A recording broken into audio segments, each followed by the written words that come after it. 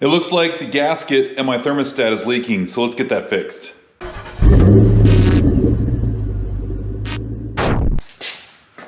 What's up guys, my name is Andy, and today we're gonna go after the coolant leak that looks like it's coming from the gasket where the thermostat is. I would say this is a common problem. This is my third Mustang. In fact, this is my third 66 Mustang. Maybe it's a 66 problem, but I doubt it. Where the last two all have that same problem where it would be wet underneath the thermostat housing, so you could tell that there was a little bit of a leak from that gasket. And I don't know if it's just a poor design in that housing for the gasket. I don't know if it's just a poor installation job by the previous owner. I don't know what it is, but it's a problem that I've chased on now my third car. And so what we're gonna do is, I'm just gonna take it apart and we're gonna put a new gasket in there, a new thermostat while we're there, and then put it back together and cross our fingers that that's all it takes. The previous owner did tell me that he thought maybe the threads were on their way out of the intake manifold, so I'm hoping that that's not why it's leaking, because just spinning that bolt in there to hold that in, and it's not doing enough to clamp that together. So we'll see if that's an issue. But this is going to be a pretty straightforward replacement of the gasket. We just need to drain just enough of the coolant to get the coolant level down below the intake manifold. We don't have to drain the coolant out of the whole system. And so we'll do that. Pull it apart, take a look at it, and slap it back together. So let's get started.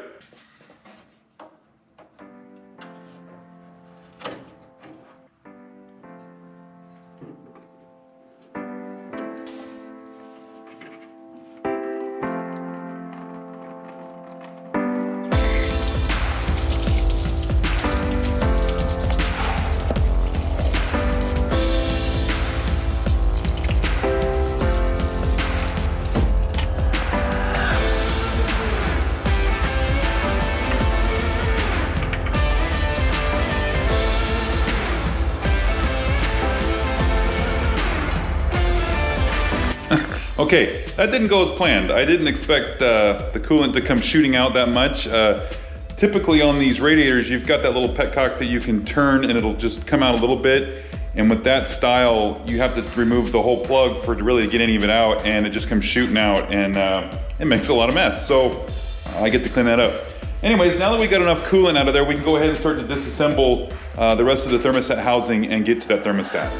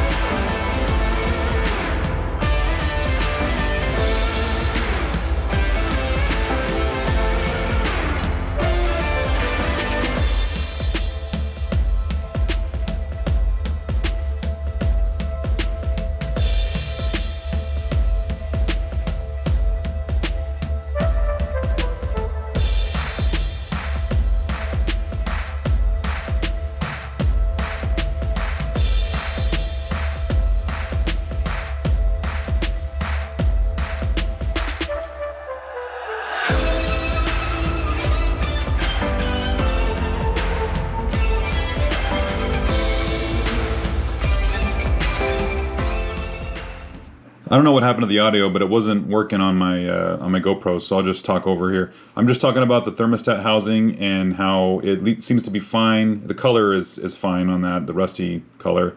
The thermostat itself, again, seems to be fine. There's no hole in the top for the air to get out when you're bleeding the system, so we're gonna have to add that. And the gasket, again, it looks fine. It doesn't look torn or worn out. And because it's all wet, it's kind of hard to see if there was a leak there. But in this bottom corner is where that bolt was that was loose, and that's where I suspected it was leaking from, because it was really easy to take that bolt out of the housing there. And so what we'll do is we'll just clean this up, get ready to go, and put the new setup together. This is the thermostat that we're going to go with, part number 3358. It's a 180 degree thermostat, it says here on the back. The one that was in the car was 160 degree, but I didn't know that until we pulled it out of there. I should have purchased this after I saw that, but since the thermostat or the temperature gauge on the car doesn't work, I don't know if the car was operating correctly or not with that gauge or with that thermostat. So we're going to put this in. We can always change it if we need to. Before I put this in here, I do want to drill that hole in the top to let the air bubbles out, so it makes it easier for bleeding the system. So let's do that real quick. And just like that, we got the hole in there. Okay, so that's just an 1/8 inch hole drilled in the top. And when you put these, just a reminder guys, when you put this in here, that the pointy part goes towards this part. The spring goes on the back side. So we're gonna install this like so. And we're also going to use some spray adhesive and just put a light spray on here, and we're gonna spray it on the gasket, and what that will do is that will hold this in place when we go to put in the car so it doesn't fall out when we're installing it. This is that gasket we're gonna use. It's just a Felpro gasket, 35067, and pretty easy to install. All right, here's the, so this is just, what I did also, I just took a little bit of sandpaper and just cleaned up that surface of the housing. Just got the high stuff off there. So that's on there, so see now that won't fall out, and we can go ahead and install it in the car. We also wanna put in, some of this water pump, thermostat housing gasket maker, and we're gonna just put that, just a ring around here, and so when we made it up to the intake manifold, that it'll create a nice little seal, we can bolt it on there and start putting everything back together. Also, remember that the hole that we drilled goes towards the top, so since this housing sits, you know, like so, just putting the hole at the top there is perfect. Here's that adhesive that we used to spray in there.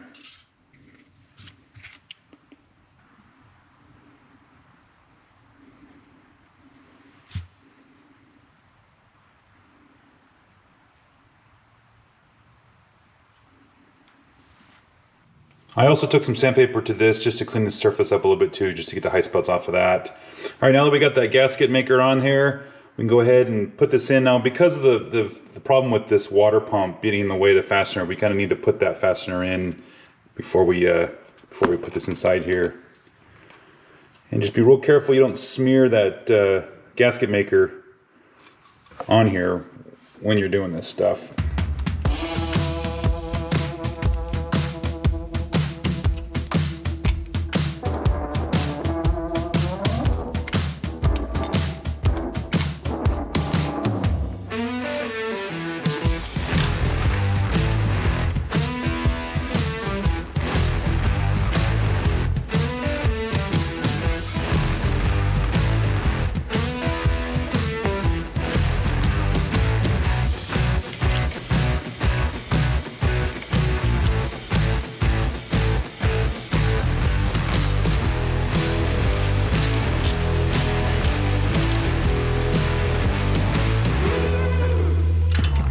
And because that thermostat is not working in the car, I don't know if there's something wrong with the gauge or the wiring or the thermostat itself. And these are pretty cheap, so we're just gonna go ahead and put a new one in since we got the coolant drained out of the car. Here's that part number if you guys need that. So yeah, let's just put this in real quick. If nothing else, it's just a good piece to put in there because we need to have the coolant out to replace this.